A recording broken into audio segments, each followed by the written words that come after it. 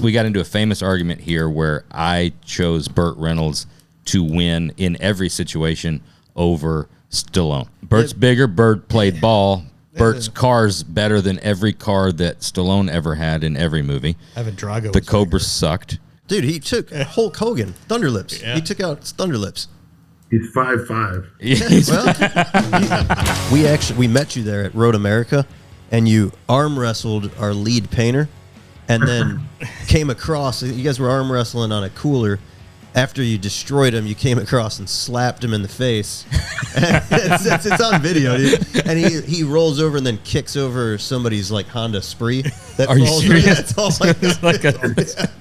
Now that would have gone viral. Yeah. If I'm Goldberg, I got to go out as Goldberg. Even though I'm 500 years old, I got to wear the same stuff. I'm not going to show up for my last match in some different stuff. I'm not going to do it. Right. I mean, I thought about it for maybe a millisecond, but that's a cop-out. So it just pushed me to train that much harder to make sure I didn't have any cheese flopping out of my pants. When did you first get interested in cars? Oh, yeah. I mean, my dad was a Jaguar guy. Take me to school in an XJS. Brother had an XKE V12 convertible, British Racing Green, black interior, 4-speed, GTXs and Chargers and freaking Coronets. And they were mostly Mopar guys. I, number one, followed suit. Number two, I thought it was cool. You're a Mopar guy. Mopars inherently aren't like the best driving muscle cars.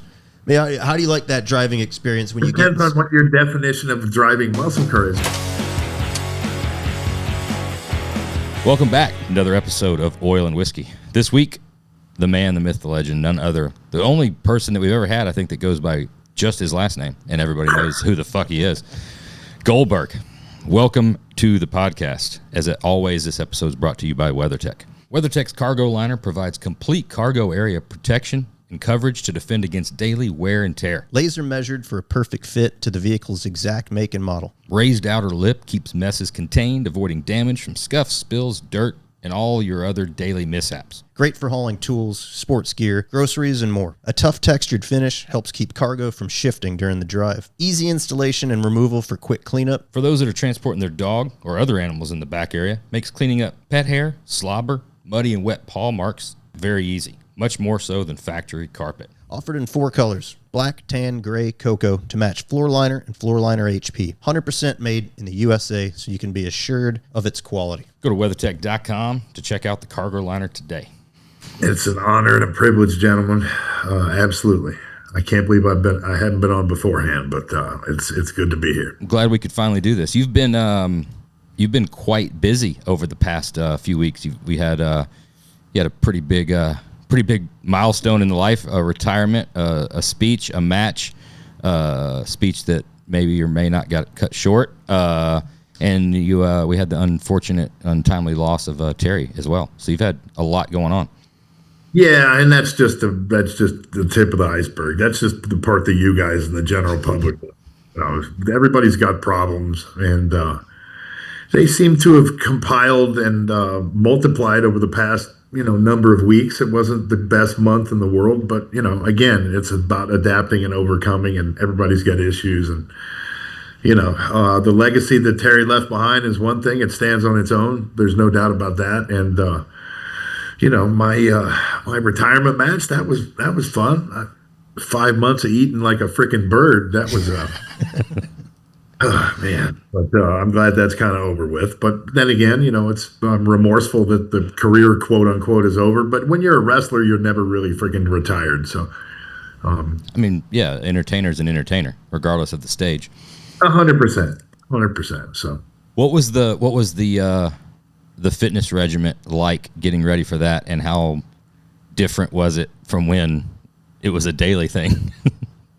Oh, it was a daily thing. I mean, it's always a daily thing with me because I'm addicted. I mean, I'm sitting in my garage. I'm sitting in my office. It's in my garage. That's, the top floor is a freaking 3,500 square foot gym that I built, because I don't train at public gyms, number one. And number two, it's convenient. Therefore, you never have an excuse, right? So, with me, it's an addiction. I do it all the time, whether it's on season, off season. It's just the severity of my dedication. Doing the kickboxing and doing the just training a completely different regiment to, put your underwear on in front of millions of people at 58 years old. I mean, it's a whole different deal. But I mean, I'm an athlete. I'm a competitor, and I like to hold myself to a very high standard. And as long as that standard is, as long as I come close to that, then I should be cool with everybody else. So it's just me, man. It's just what I do. But yeah, getting ready. I had to kick it up to a different level, and it's tough to kick it up to the level that you need to when you're 58 and you've got injuries and all kind of deficiencies. But it's all good. I did what I had to do, and it was fun, and I actually had a good time in there for a little bit. You look good. What was the dietary regimen like? What was the caloric intake for that? Getting ready for that? Probably like 12,000 a day. It was crazy. Wow, that's some eating. Oh yeah, man. I was my own freaking chef. I mean, I'm not going to discount my wife cooking, but I mean, she cooked one of the 9 meals that I made. So, yeah, it's. I mean, I wake up in the morning and I have my huge breakfast, and then I replicate it before I go to bed after I train, and I try to eat every 2.5 hours, 3 hours in between, and as much as humanly possible. So it's a job. It's not like food. I don't look at food as a delicacy anymore. I don't get I don't get super excited off of a wonderful restaurant compared to how I used to, because it's just fuel. That's all it is. Makes sense. It's fuel. What was that? What was, staying on the fitness and the dietary stuff, what was it like?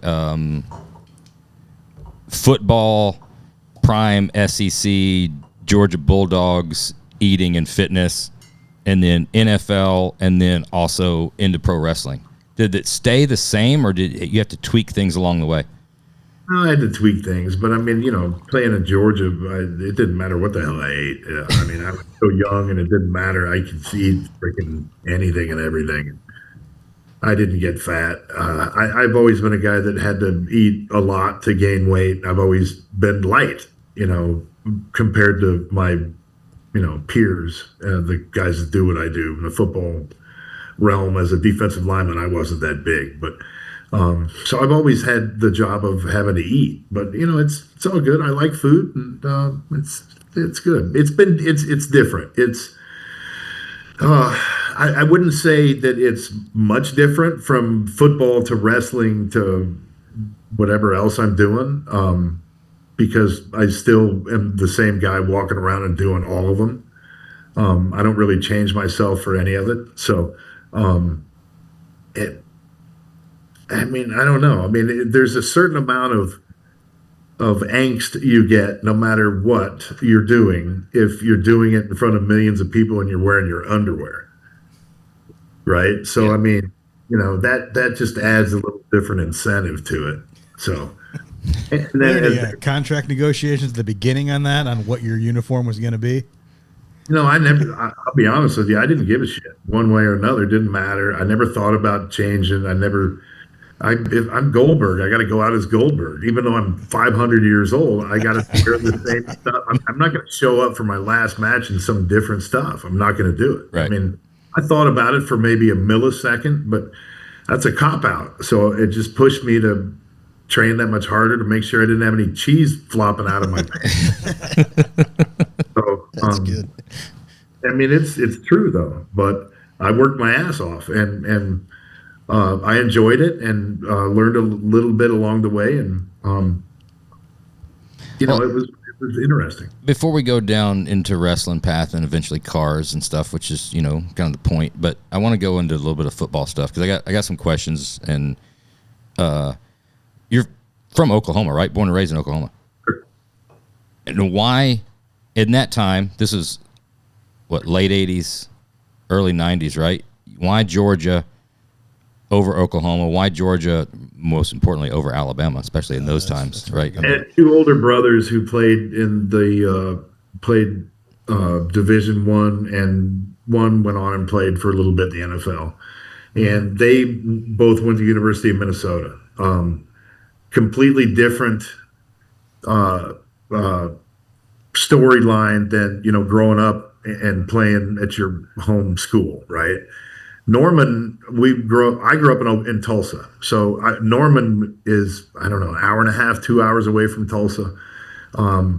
It's not the. I mean, I was a huge football fan, but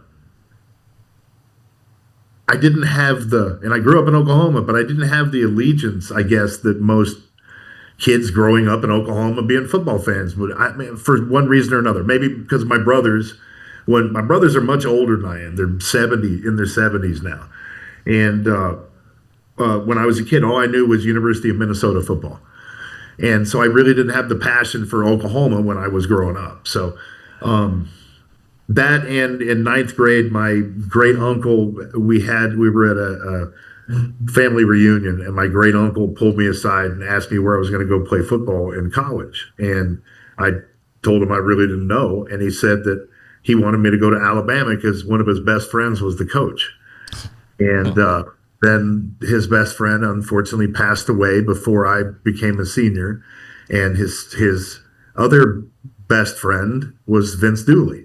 Oh. And he said, "You're going to Georgia." And I'm like, "Okay, what?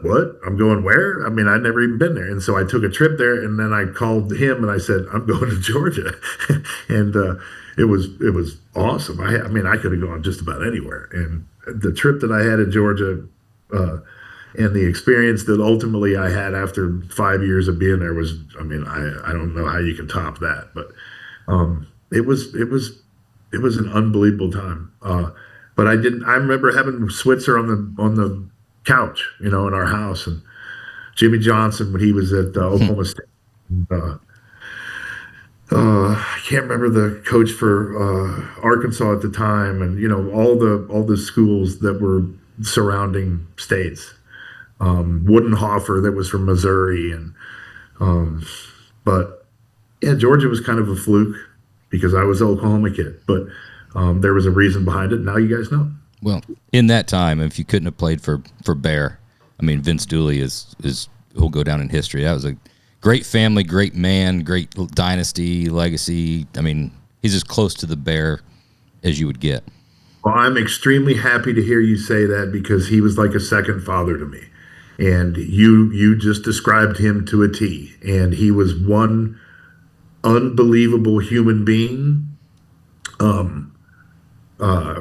Father, husband, coach, all of the above. He was a wonderful guy, just absolutely wonderful. Other than the fact that one time he thought that I was running drugs. Turns out you weren't. Got to keep you in check. It was the strangest accusation I've ever had in my entire life. It came out of completely left field because one of my oldest brother lives in Miami, and he has been extremely successful in his life, and he from time to time would send me on a private plane, or I'd go to Miami a lot when I was at Georgia, and he came to every game, and Dooley thought he put two. I don't know. It was the strangest thing I ever heard of my life.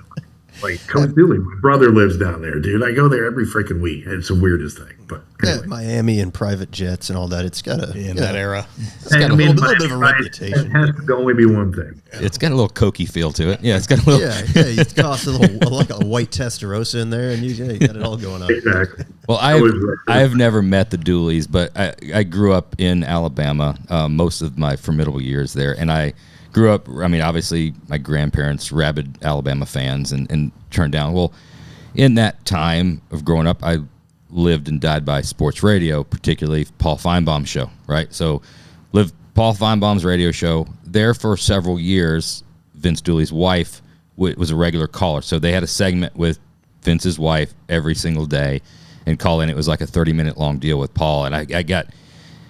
Paul's obviously a huge Vince Dooley fan, and you've got to know via a radio show basically the family and the stories and stuff like that. And it just always, even though they were Georgia, I'm Alabama, he's just one of those ones. It's kind of the way we feel about Dabo Sweeney. I'm not a Clemson fan, but Dabo's got some Alabama ties. Like, Dabo's a good guy, and it's just It's weird how you, from a college football fan now. I wouldn't go that far, but no. Yeah, Dooley was awesome. And truth be told, my son was committed to. He was going to commit to Alabama before he committed to Colorado. The Saban thing kind of changed stuff. Well, yeah, it was the same day he was going to commit. Oh, literally, it was hours after he left the house, told me he was committing. And so I'm like, oh, you got to be kidding me. But, it saved us a lot of time and some heartache. Who knows? Everything happens for a reason. Everything. But I can tell you that after we went to his camp and he met Gage and we all talked that, yeah, I knew his days were numbered in the college football coaching. You could just feel it. 1,000%. He was already fed up with what was about to happen. That takes us to, current, but also past. So your son Gage, seen some social media pictures. He's got a couple inches on you, doesn't he? No, he's no. It's just the way the angle is the picture. Camera 6'3" is like 6'1" now, but we're about the same height, I guess. I don't know. The kid thinks 6'8". I don't know. But he's going to Colorado. He's playing for Coach Prime, and I want to hear some Dion Prime stories. It's very interesting that you played with Dion, and now your son's going to play for Coach Prime. I don't seem like the guy that would hang with Dion. Oh no, I did. I'm a huge Dallas Cowboys fan. So ultimately, you loved him at one point, and you hated him at another. I loved him when he beat the shit out of Andre Rison. That was a fucking awesome time. And then Andre Rison played then I played with Rison. Yeah.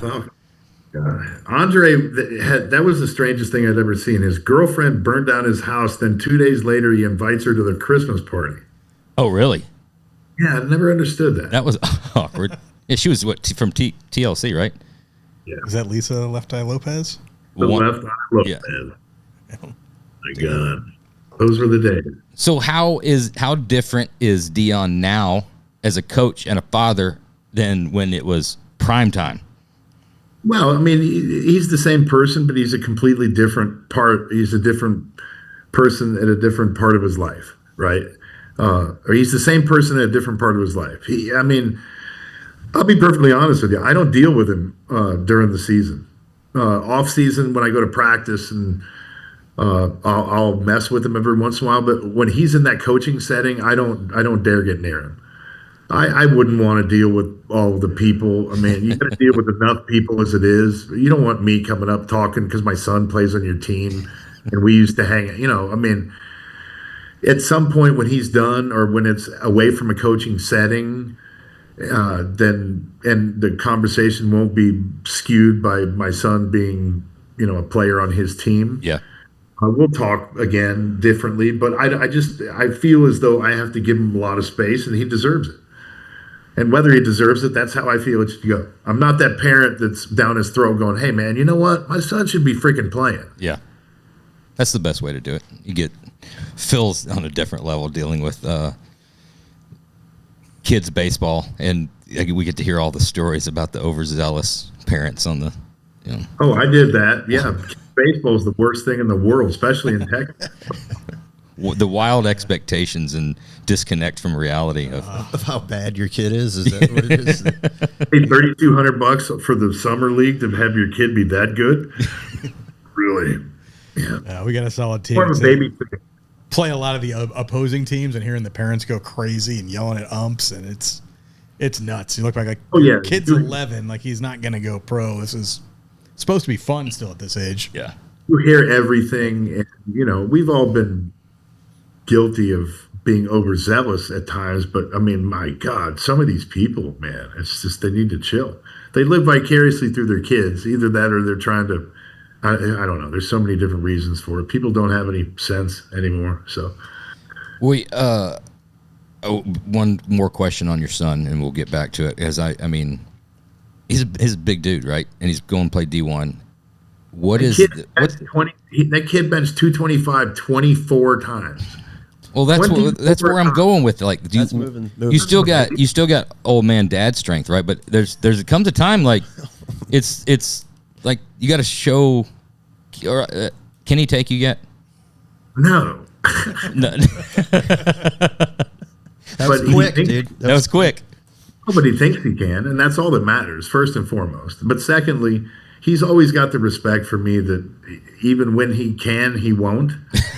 I hope and pray. It's coming really soon, But he might hold a vendetta and wait till you crack in like the late 70s or 80s. And just to there's show. Still a lot of things I have never taught, and he won't learn. I don't think willingly. So I want to go through a little bit of mental headspace time in career wise. This is not a comparison whatsoever, but we had Brendan Schaub on, and we became pretty close friends. And there's some stuff that really wanted to know. He's got a very interesting take because of how many things that he's gone through that just didn't work out, so to speak, in I guess the public's eyes, but work out in what goals he set for himself. And I'm really interested in goals you set for yourself, being football. I mean, one, if you go to play D1, if you're going to play for the University of Georgia, you're thinking about going to play for the University of Georgia and being the best that there is. And then what comes after that? You're not thinking about career. You're thinking about being the best college football player. I would have to assume. And take us through the heads. There's some changes in life, and I'm very interested in the mental side of things. This has become more apparent the older I get because now I'm a teacher instead of a pupil, but I apply the same shit to every freaking thing I do. I try to be the best at everything I do, and there's no reason to put any effort towards anything unless you want to be the best at it. So whether I've been a television host, whether I've worked on cars, whether I've been a husband, whether I've played D1 football, whether I played for the Falcons, whether I wrestled, whether I've been an actor, I've tried to be the best at all of them. Now, granted, I've tried harder at others than others because of my passion or lack thereof. But I don't think anyone should be doing anything that they're not trying to be the best at. If you are, then you're a sheep and you're a waste, I believe. But again, someone told me that there's always got to be people slicing meat. And right? But I'm not that guy. You could be a damn good meat slicer, though, to your point. If that's what you're going to do it the fucking best. Right. 1,000%. It's like my son. If he goes on and plays, first he's got to hit the freaking field. I think he's got one tackle last year, and he redshirted. But you have to set your goals. First, they have to be realistically placed. And, you got to be driven, man. You got to be logical about your path. And at the end of the day, if he goes any further in football, I'll be as proud. If he doesn't go any further in football, I'll be as proud of him as if he was a 10-year All-Pro. It doesn't matter because the work ethic that he possesses, the man that he's become, the manners that he possesses, the fact that he's on the honor roll, the dean's list. Excuse me, in college it's a dean's list, not an honor roll. But the kid's done really well for himself, and social media wise, he's going out on his own, doing his thing, and he's not on daddy's back, piggybacking on anything, and he wants to do it all on his own. And he's a wonderful kid. I mean, even if he wasn't my kid, I would say the same thing about him because he's just great. And it's I don't know, man. It's a different world we live in now, right? Right. It is. Especially college football landscape's a completely different world now. I don't need. Please, dear God, don't get me started on that.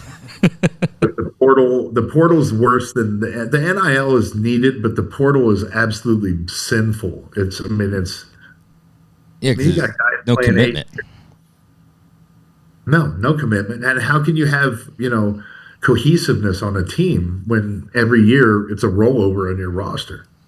Yeah, it's interesting from if you apply it to a business standpoint of employer relationship, right? And training and buy-in and the system. And when you have other schools, potentially it's like everybody's going to leave because they think the grass is greener. And I wonder back about, days, you think about, Vince Dooley days in Georgia, two-a-days, I'm sure were not the most conducive to your little soul, your little spirit, right? And the kids are pussies, man.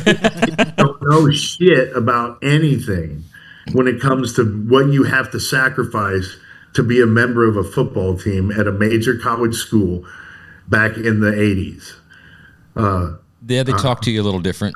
I'm sorry, but they don't know jack shit about it. But think if the there was always that. I mean, everybody wanted to die, I'm sure, at that point. But there was also the like, well, if I'm going to quit, like I'm looking at a year and a half of start over and trying to find another place. If any of those times nowadays, like it's just like, oh, it's hot today. Fuck this. I can't. I'm tired of this weather. I'm tired of this coach. I'm tired of this. Going to Minnesota. I'll be at a new school tomorrow playing. Like it's too easy. No penalty, and you don't have to sit out. Yeah. It's ridiculous. The whole fucking world's gone soft, dude. Well, that's a whole nother conversation. But yeah, it's the football thing, and there's no such thing as a student athlete anymore. No. Which I think is the biggest thing. Not just because I have a kid that's 19, but these younger kids, they don't have a chance in hell compared to these seniors that are transferring from school to school starting, right? And I get it. I would be doing the same thing maybe if I was in their shoes.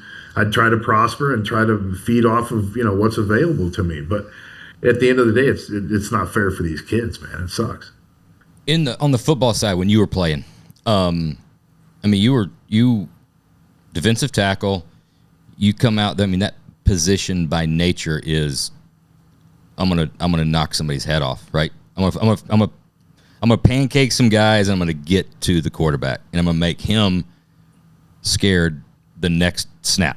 Are you team, like team? Are you, I'm just gonna do, as long as I do what I'm gonna do and everybody else does what they're gonna do, then as a team, not that one's better than the other, but there's different mentalities in that of like team or me. Well, I mean, when I played at Georgia, we had the shirts that were famously said "Big Team, Little Me" on it, right? And so, yeah, I'm always a team player, always, no matter what. You're only as good as your weakest link. Number one, number two, I like the team atmosphere. I don't like doing shit on my own.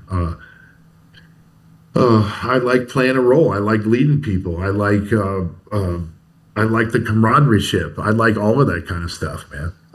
No doubt. The team concept is fantastic. I mean, you guys got it right there in your podcast. How do you transition that into pro wrestling when you're selling your brand? It's tough. You can't.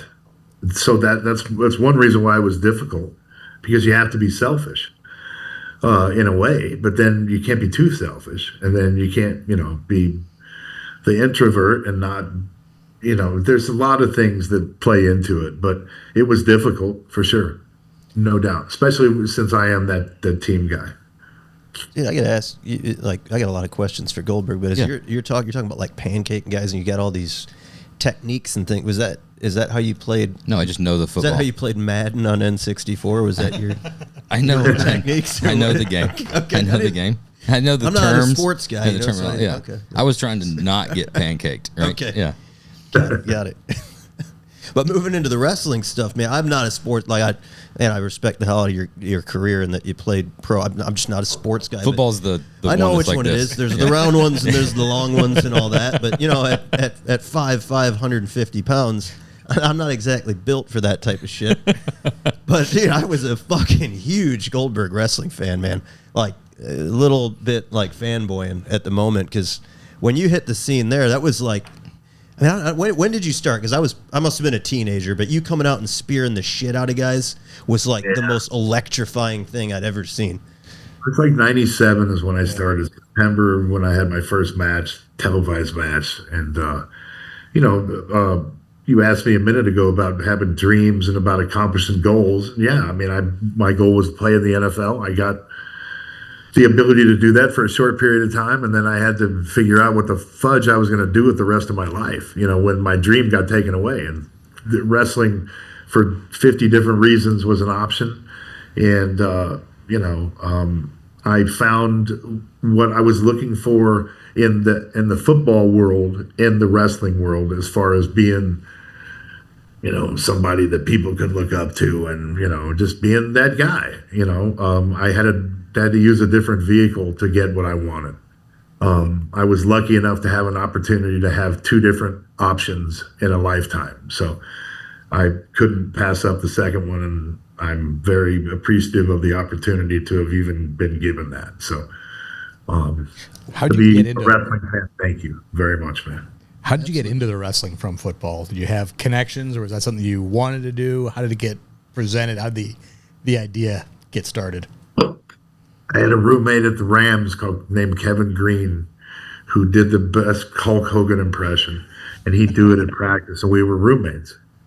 And he always told me that I'd be good at wrestling and I should do it. And at University of Minnesota back in the day, in the late 60s, my brother had a house with Flair in Minnesota. That must have been wild. And my other brother had a house with Ken Patera in Minnesota. So, I mean, there's always been ties there. I've always been around it. Living in Atlanta, playing for Georgia, I'd go out all the freaking bars, in the in the early 90s in Georgia, late 80s. Yeah, late 80s and middle 80s and late 80s. And you see everybody. Atlanta was the place to be. I mean, I was in north of Atlanta in 94, 95, 96, and my buddy Corey, you've heard all this Corey story. So Corey lived in Chamblee, which is a stone's throw, Buford Highway, right? And that's where Main Event was. So, and I remember him telling me stories, and his dad was always jacked and lifted and stuff like that. It was, old country boy, and would tell stories about, Sting's down there. That's Sting's place, and that's all the wrestlers. I remember going there at like 14 and 15 years old, not to work out. We would like hang out in the parking lot to see all the wrestlers, and it's like they're there. You're like getting in their cars and stuff. That was a little secret little place there were some stories come out of that little gym. Yeah, because I trained there when I played for the Falcons. Oh wow! And that's when I really crossed paths with him, and I almost got in a fight with Bagwell and Buff Bagwell. One day I was working out in there, and I thought they were making fun of me, and it's a famous story, but I wanted to kill all three of them. I was about 300 at the time, off season at the Falcons. And it was a different experience, different time in my life, but they didn't appreciate the fact that I bent their bars when I did shrugs in there. So. You generally don't mention that to the guy that just bent the bar doing shrugs, right? That's because you're moving some fucking weight. Right? I wouldn't think that there's anybody in there that's willing to just back down. I think there's a lot of testosterone flowing. Especially back then in those days. Yeah, you had a bunch of different guys in there. Natural and unnatural testosterone, but it's regardless. Whatever it takes. It was a crazy time. Good God, back in those days, it was nuts.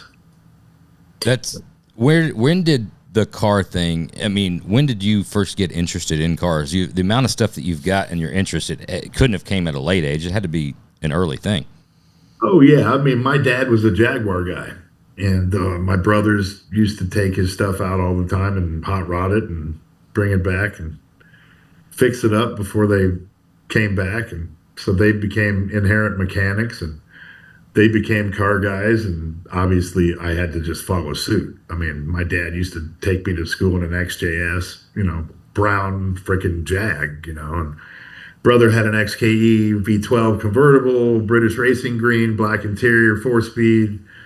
My buddies' older brothers, when I was in grade school, drove around in GTXs and Chargers and freaking Coronets and everything. They were mostly Mopar guys. And so, I number one, followed suit. Number two, I thought it was cool. My first car was a '76 Trans Am, and I haven't stopped ever since, man. And I was lucky enough to get to a point in my life where I could, purchase my first car. I really am appreciative of that opportunity, and I don't take it lightly. And they mean a lot to me. Every car's got a story. You guys know that. And I've got a small little place here in California. Thank God it's not in California. In Texas, and it's something that I dreamed up and took 4 years to build during COVID, and got a number of cars here, and you always want to have more, and you're always working on different things, and I got two buddies behind these walls working on my Cobra right now. I just jumped off of it, so I'm just enjoying it, man, and it started really early. Started with ever since I remember. My dad used to go 150 in his Jag. We used to go to the lake, and he used to tell me that he was cleaning out his spark plugs. And you never forget stories like that. Just cleaning them out. Did the cars ever live as a goal with your professional career, that you were into cars? Obviously, no, they're not cheap. Did you push yourself, or was there did you have your eye on that? Absolutely, 1,000%. We all have our eye on certain things, right? And if you have that checklist on the board, like a car, like you're working on your car, right? And sure. you're marking off the freaking ignition box and the coil and the freaking plug wires and whatever. You're marking everything off, and yeah, I mean that's part of the reason why I work my ass off, to enjoy the things that the finer things in life, and that's the ability to have all the cool cars that I thought were cool when I was a kid, and replicate that now, and update them, and do different things with them, and yeah, 100%. That's a huge driving force of mine. What was the first purchase or the first check off? Like you finally get a little bit of money, and you're like, I'm going to go splurge and buy this vehicle. What was it?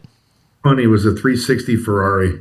My brother's a Ferrari collector, and he doesn't have a 360, but I wanted a DB9, I think it was DB7.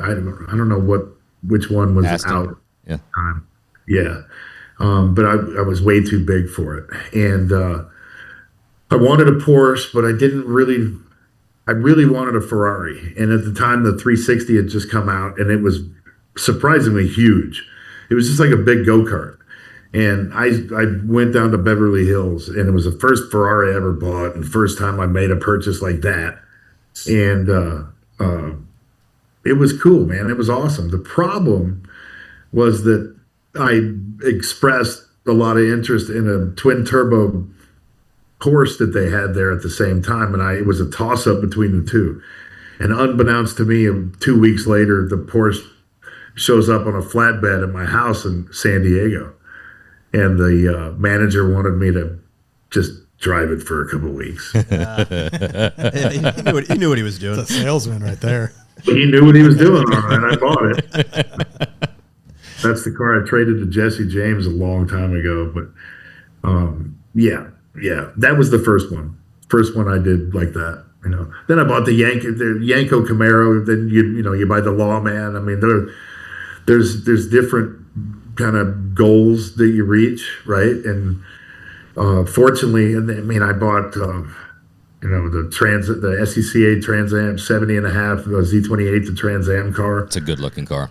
Great, just a great, cool car, man. But they're all cool as shit because they all have stories behind them. That car. So I'm in Japan wrestling, and Bob Johnson. You guys have to know Bob Johnson. Oh, yeah. So Bob, we know Bob.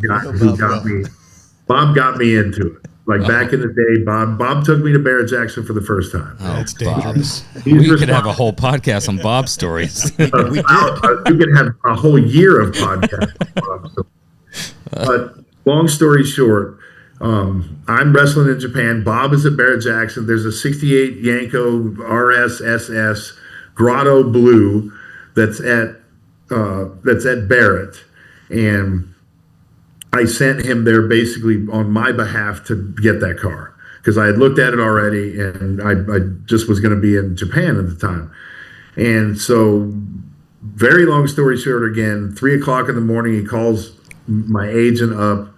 Agent calls me. I run up to my agent's room because he's on the phone with Bob, and Bob got me the car. And as we were on the phone, the lawman comes up on stage. And I guess when they started it, they blew all the plants off the stage.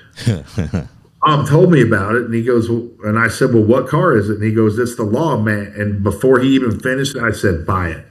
Because I knew the story on that car. Yeah. And not many people did. And he got it. And then the car after that was the freaking Z28. And so I got a threefer. On a roll. On a roll, man. But what's so cool about the Z28 was that, I lived 15 minutes from Ernie Elliott and Bill Elliott's shop in Dawsonville. And they restored that car the last 3 years at their shop for, I can't remember his name. He was third in command at Barrett. Gary Bennett. Oh, yeah. So that car was Gary's car. And so he sent it there to restore it.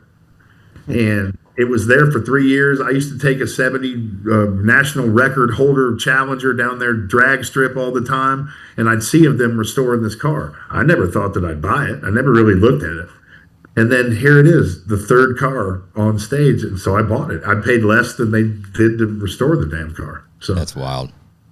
Every time I hear that somebody mention Bob Johnson's name, I just hear that voice. And I hear oh, Bob. We just saw Bob a couple weeks ago. We were in Columbus. He taught me a lot about the business. I gotta tell you, Bob. I mean, man, he taught me a lot about the business. Bob. Everything about the business in the beginning. He was my mentor. Good dude. Yeah, he'll teach you a lot about life, everything. Bob will he'll teach you about anything you want to know. Just ask him. He'll teach you. 100%. Oh man, the lawman. That's a crazy story about those cars. They did what, 6 of them, or no? The lawmans, the Boss 429s. They did 2 of them. 2 of them. They did like 6 or 8 of the Mach 1s. Okay. The Mach 1s were the cars that the servicemen and women would drive on the courses. But the 429s were one was left in the States and one went on the tour. They were the parade vehicle, right? So one was the press vehicle in the States and the other was the one that basically, like the VA, the guys in the VA who couldn't take part in the tour itself, they could at least go to the fucking wall and look out the window and see this Boss 429 just ripping down the tarmac, right? So it gave them a little bit of the red, white, and blue that they needed. And funny story. I mean, I just learned of it a little while ago. But when that first car was crushed, so there were 2 of the 429s. The first car was crushed on the USS Coral Sea. They dropped a cargo container on top of it. Oh wow! And so I've got the only one left. And when it was crushed, they sent orders back to the States for the second one. Well, the second one wasn't built. And the rumor is, through very reliable sources, it'll come out on my TV show. Comes out on Paramount Plus here. It's called Carlectables here soon. Oh, sweet. And Dennis Collins was the owner of that car before I had it. Is the one that told me the story. But when they sent orders back to the States for the second lawman, there wasn't a second lawman. It wasn't put together. And they only had 72 hours to get it done. And evidently there was a car that was donated with the serial number 429, and that car was owned by Carroll Shelby. And that's the car that's sitting about 50 feet away from me. Damn. That's wild. So yeah, that was the best part of my television series. Think back on it, it's just that information itself, because the legacy in and of itself is pretty freaking cool. But to know that Carol had something to do with that, that's pretty sweet. Tell us about the show. What's the show going to be about? Oh man, it's I built this monstrosity of a garage, 15,000 square feet over a 4-year period of time, and I've got it's pretty bare, right? And so originally the show was me going out and looking for items that I can trade for to hang in my garage, whether it's a $20,000 neon sign or, you know, you look behind you. Cool car guy stuff. Yeah. Yeah, and it evolved into me trading my cars out for other cars. So at this time in my life, I'm making sure that everything in my garage is usable. Everything can be taken off a lift within 5 minutes. Everything's very accessible because I've had places in the past where it took me 20 minutes to get to a car, and it's just it's a pain in the ass. Yep. So you don't ever drive that car. And so everything that I have now, I want it to be a manual. And no matter how cool the things that I have, other than the Lawman, no matter how cool it is, I swapped it out on this TV show for manual transmission vehicles. So a little spoiler, I traded a 70 Coronet RT 6-pack car, numbers matching, one of 18 triple black for a 64 and a half convertible Corvette, 4-speed 327 car. Always wanted one, you know. So, and it gave me the opportunity to go do some cool stuff that I haven't done before. Whether it's I went to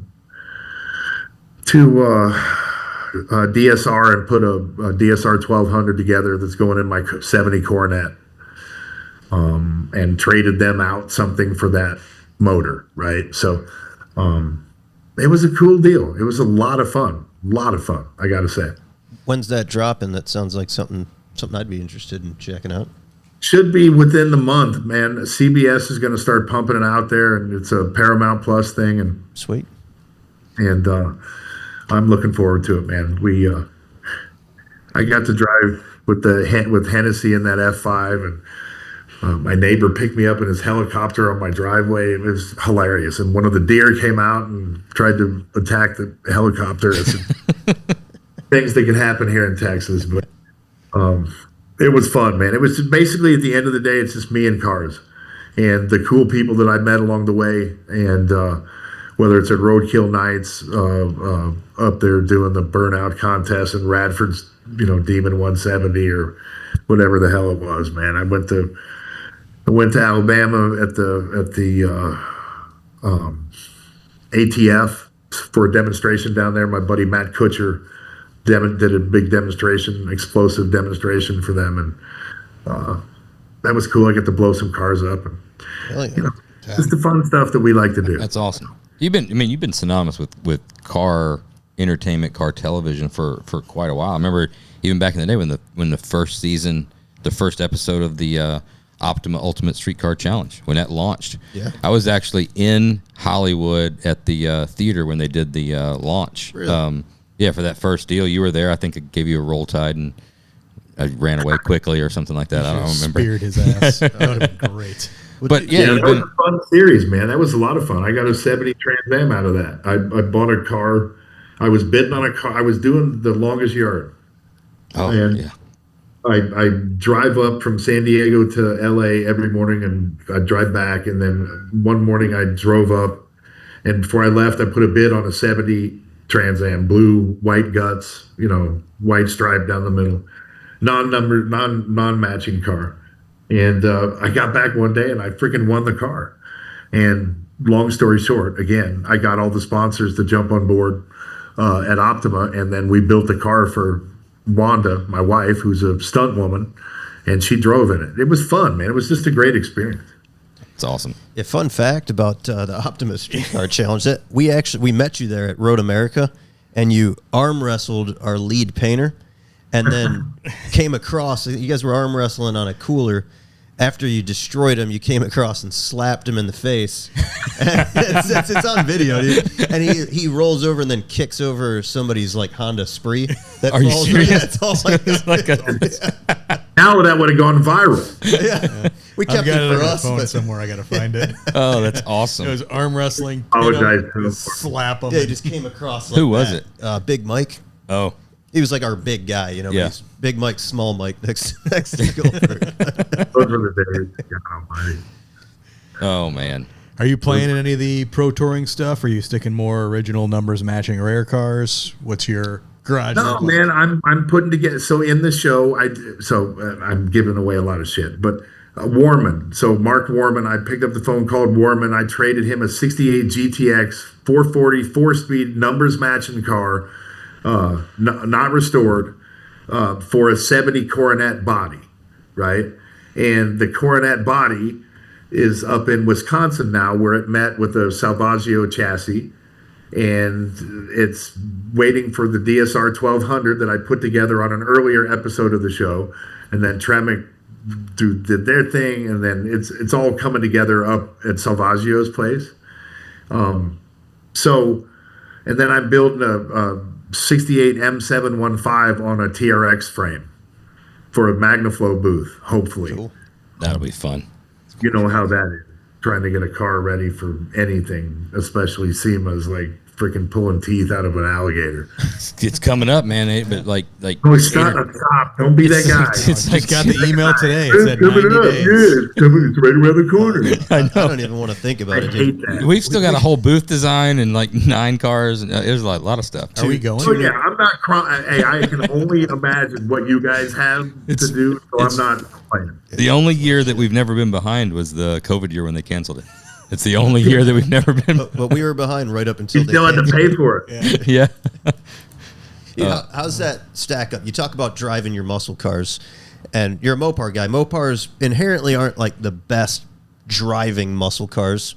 I mean, how do you like that driving experience when you get? Depends on what your definition of a driving muscle car is. You have to be comfortable in a car first and foremost, right? Yeah. So, I mean, it's hard. It's just the Mopar thing has always been there because they've always understood about us big lumberjack dudes. Okay. That's part of it, you know.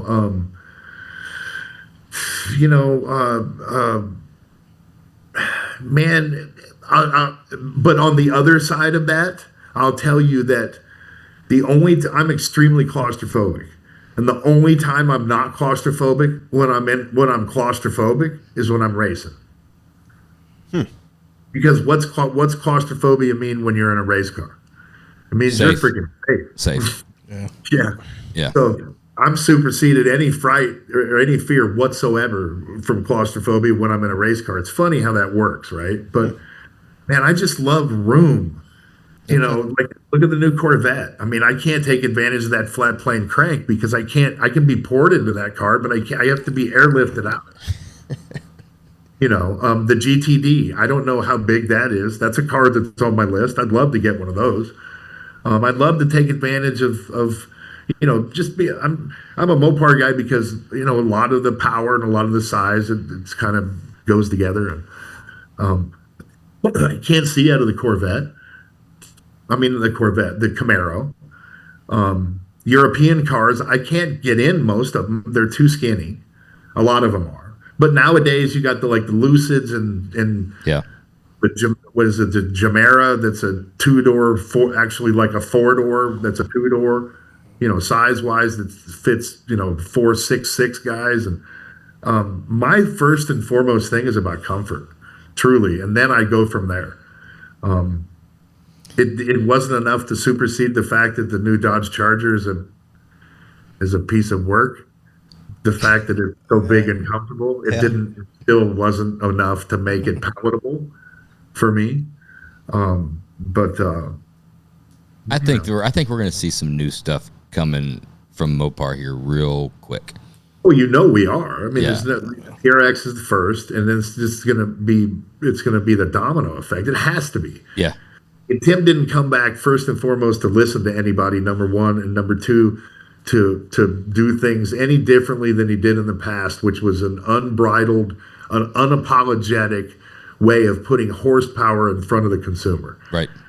100%. It's funny how on the OEs, like you had one, maybe Ford, maybe a little bit on Chevrolet, where they were kind of like talking out both sides of their mouth, right? You know, we're going hard on the EV thing, forget all this. And on the backside, they're kind of like, oh, like, don't worry, like, we're still going to do some kind of cool stuff, right?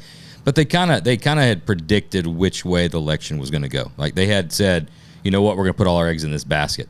And it's funny to see, like, the whole landscape kind of shift without planning, because it's like, oh, it went a different direction than what we had hedged our bets on. So now it's like, you know what? Dump all that. How fast can we get big horsepower? Holy shit, these guys are beating our ass. We got to do this. It's really wild. It was also logic, right? I mean, it should have been. Serious. Well, it should have been. Yeah. It never would have been logic if the election would have gone the other way. But who in their right mind is going to run a car and only run a car that can't be charged in cold weather? That's very inefficient if it can charge in cold weather, where the grids can't support what is existing, let alone what a grid of electronic vehicle charging stations would cause to it, you know? So, I mean, it's just an illogical way of freaking thinking. 100%, but at the same time, it wasn't, the long term was not about the suppliers coming on board with the customer base. It was about the customer base having to bend to what the supply was. So they didn't really care about, you're just going to change your way of life. Like, they don't care about you not being happy with it. It's just like, you're not going to drive that much, or you're just going to conform to what's available. But you know what? The good thing is that even though they've tried to erase history, by them trying to do something like that, we showed them that not everything is going to work like that. Yeah. Right? Yeah, it was a there were solid enough pushback. people. There were the SEMA crowd, right? You know, the people that fighting for the emissions deal, the Leno law, and all this kind of stuff, which we should be fighting for because that's our love and our passion. Right.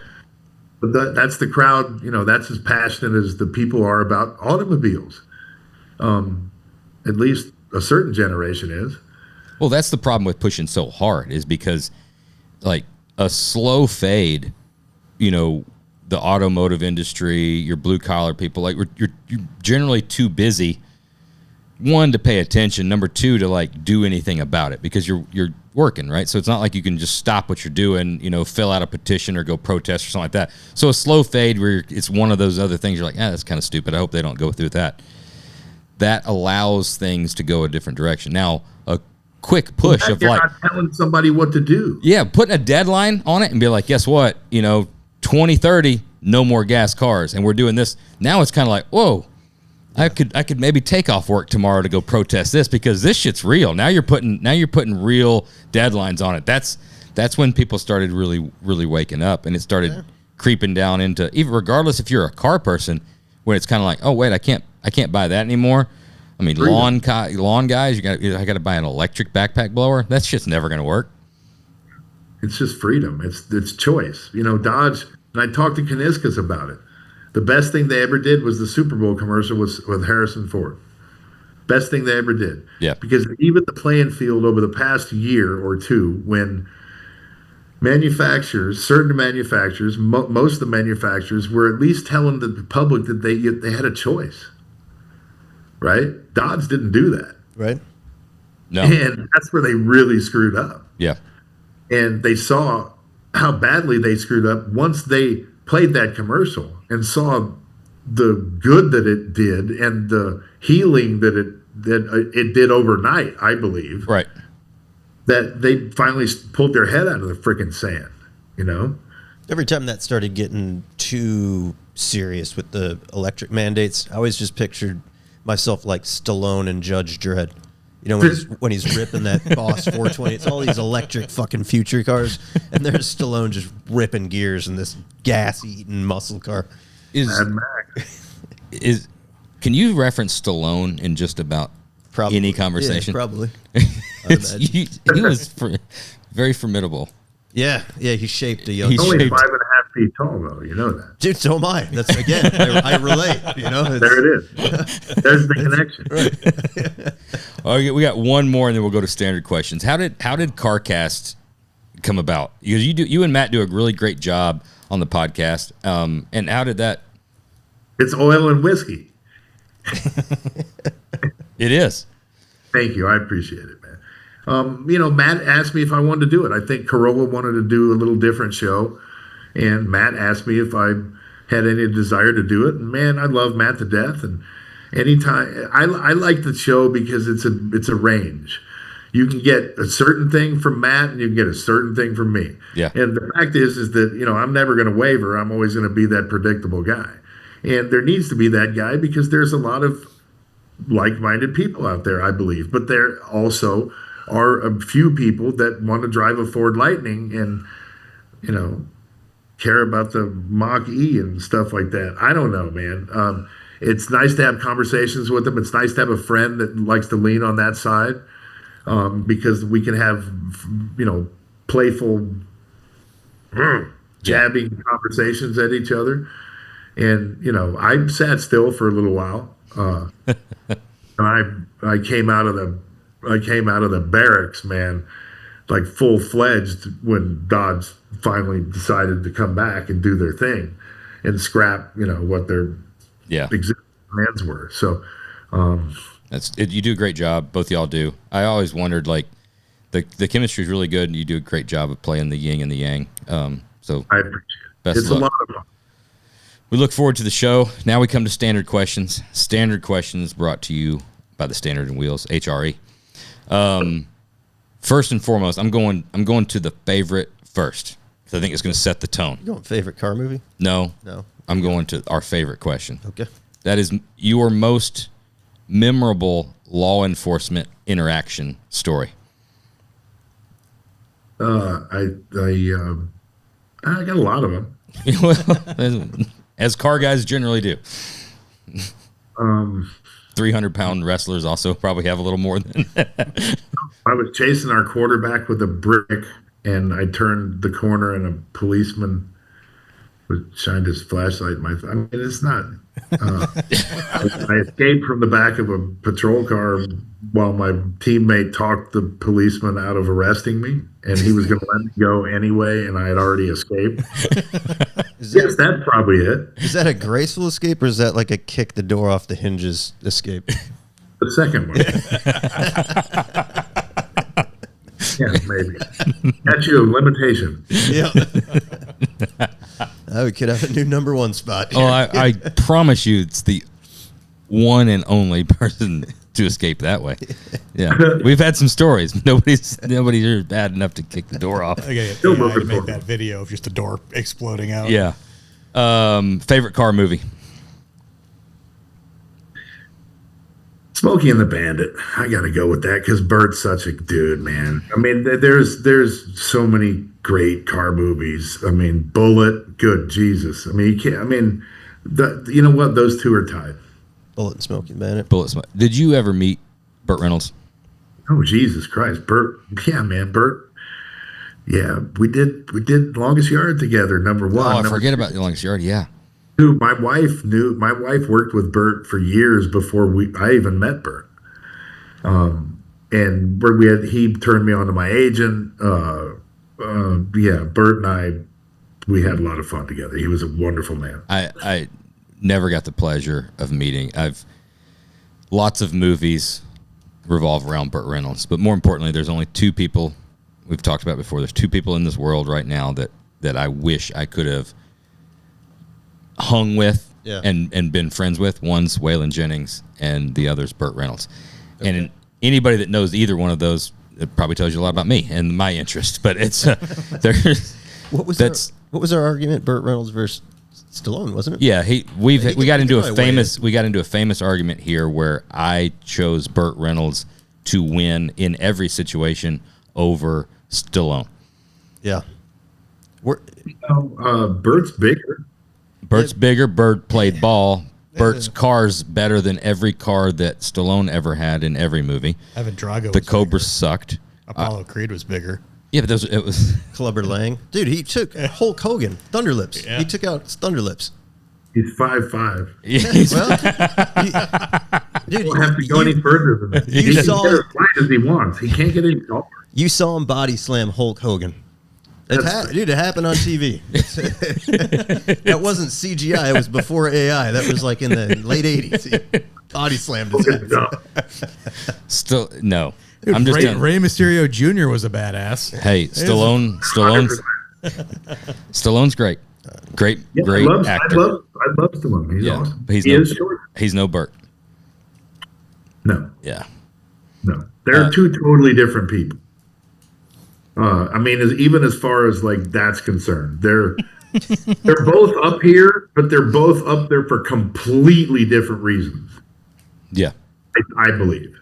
I agree. You know, they weren't similar in any way, shape, or form.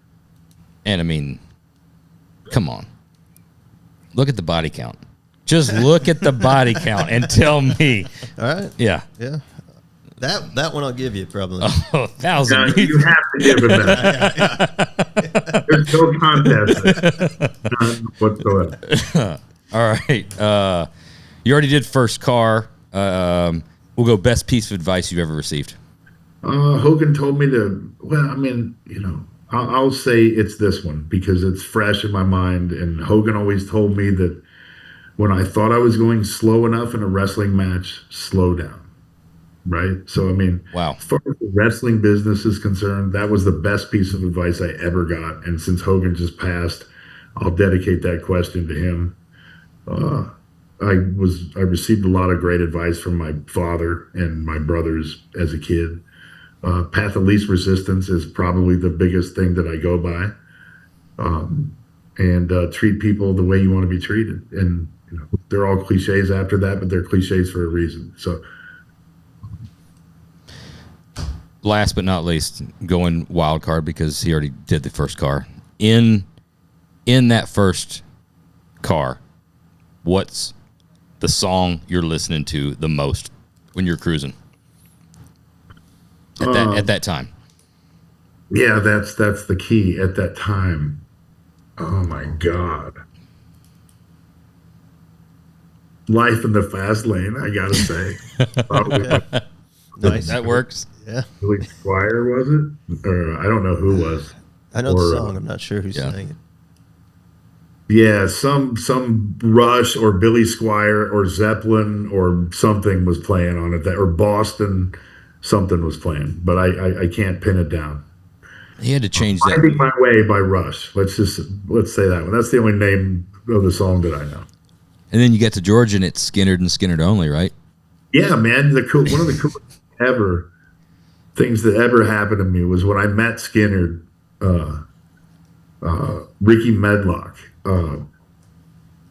The first time I was at Road Wild, we were going to Road Wild for WCW, and we had driven in on motorcycles from Mile High Stadium from Denver. It was the first time I was ever on the highway on a freaking motorcycle, and I got on the highway to go to Sturgis. And man, that was an absolutely unbelievable trip. I bet. Unbelievable. I can't remember why I mentioned Sturgis, but yeah, I have been hit. Have I told you guys I've been hit in the head a lot? You didn't tell us, but we've watched your career. One last one, and we'll let you go. When you look back at fond memories of experiences, right? Take family and children obviously out of it, right? Because that's always going to win. But experiences and things that you've got to do, relationships that you've got to have, does it revolve around football, wrestling, or cars? Well, it sure does not revolve about wrestling. I can tell you that. It's mostly at this point in I'd say it's a mix between cars and football. You know, but the things that we do later in life are indicative of, you know, who we are as human beings. And you can go no further than to say that I'm a football player who loves cars. I mean, that describes me to a freaking T.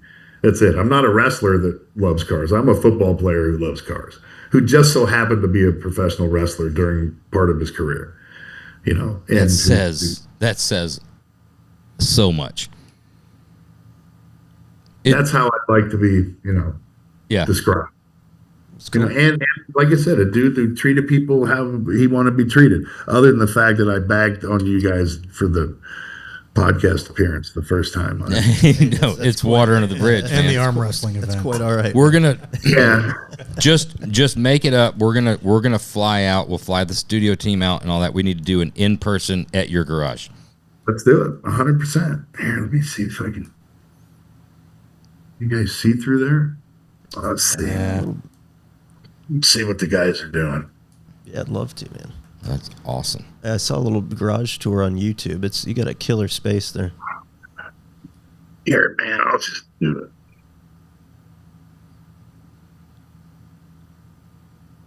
How we doing, boys? Oh, Jesus Christ. The bench showed up. So we're working on the Cobra, putting the dash in today. Sweet. That's my buddy Clint. Where are you, Clint? There you go. There's Clint. What's up, Clint? He's over there. Here's the Cobra. Here's the rest of it. You guys will salivate over this check. Sweet. Oh, wow. Love those. No, we're just trying to have fun, man. Tires. That's what it's all about. Trying to have fun. You fit in a Cobra?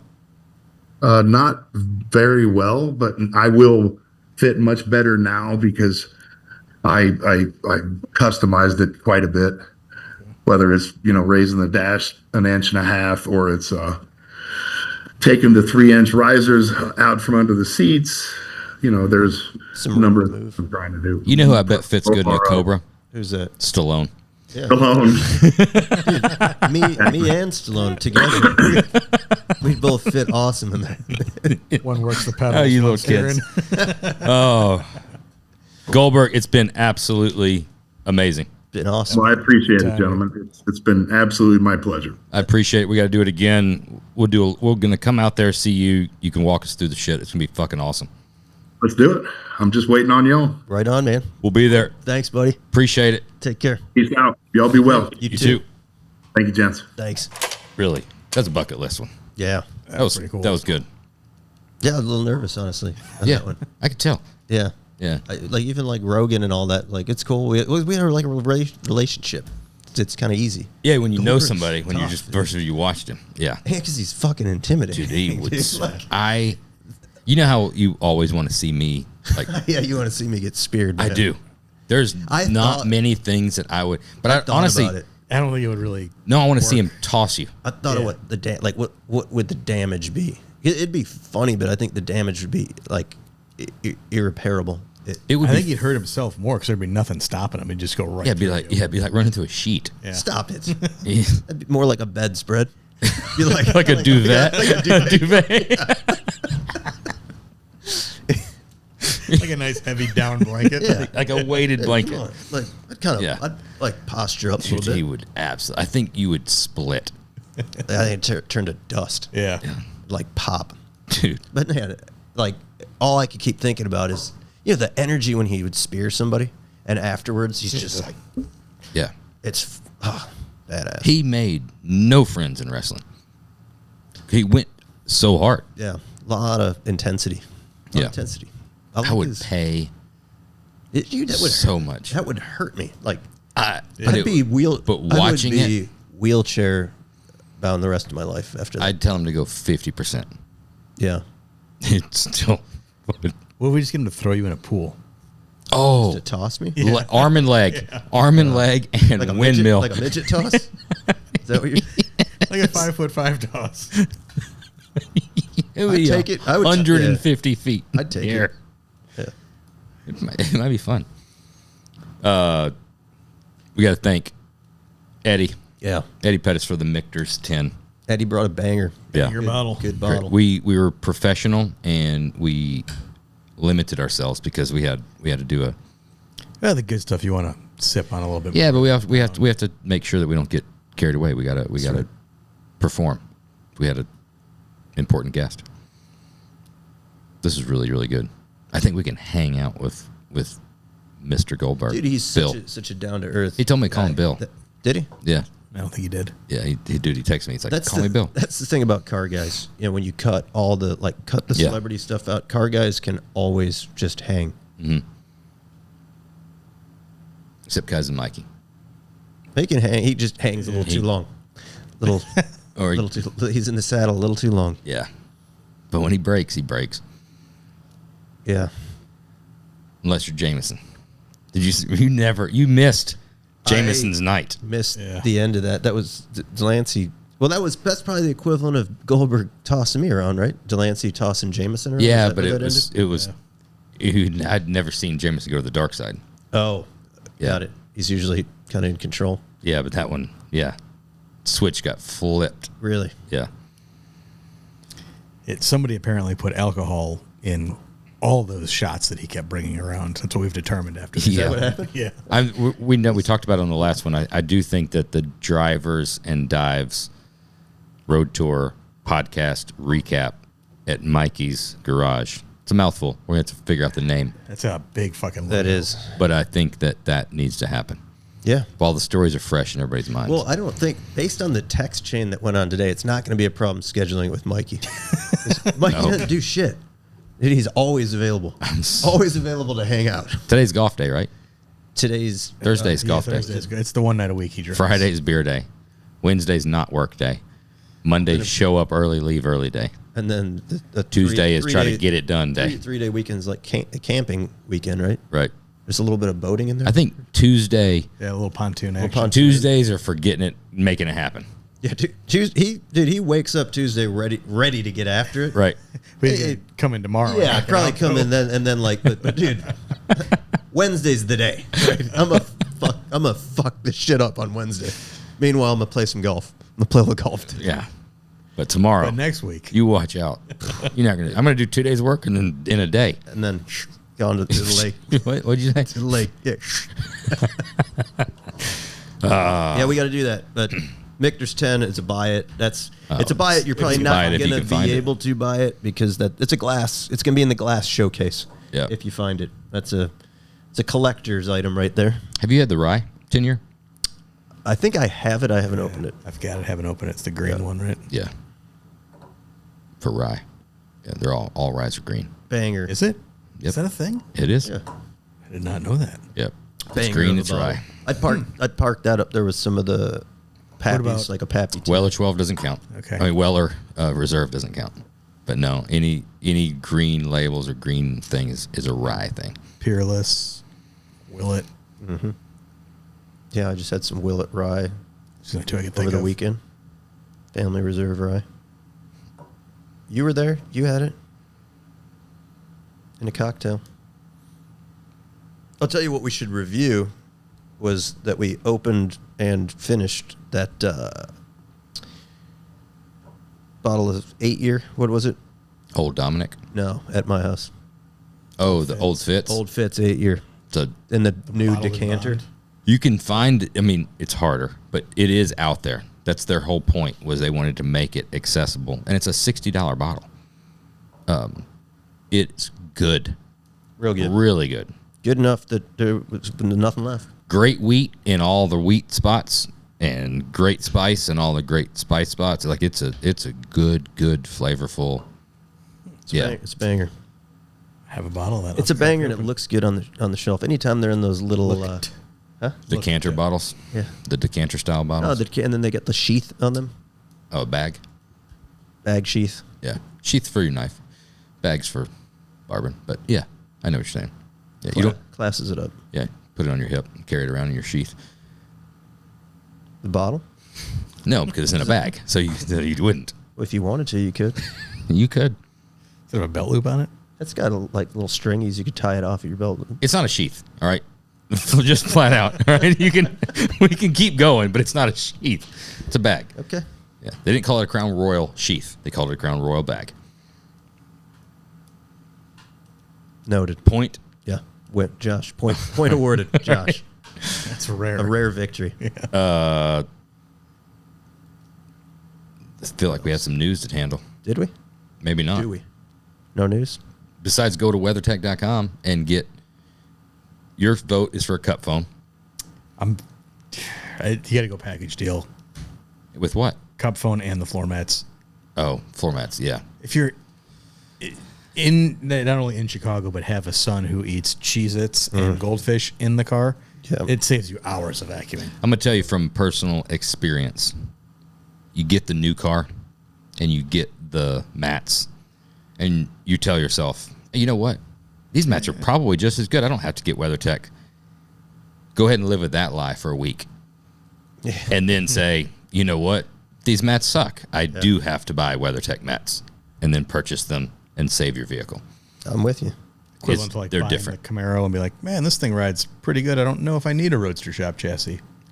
Yeah, you're lying to yourself. Yeah. You are. I even tried it. I got the new GMC truck. Yeah. It came with those fancy carpet mats that had a little like medallion on them. It's and not WeatherTech. that lasts about like in Chicago in the winter, a day. You know what they should have made Instantly upgraded for your truck? Bumper covers, rear bumper covers. If they would have made a WeatherTech rear bumper cover. Yeah. I wonder if you can get that with. I think it'd have to be a frame I wonder brace. if you can get that with rewards points. I don't know. I've got a story. But we will see I've got you. a story for you. After this. We will see you again next week.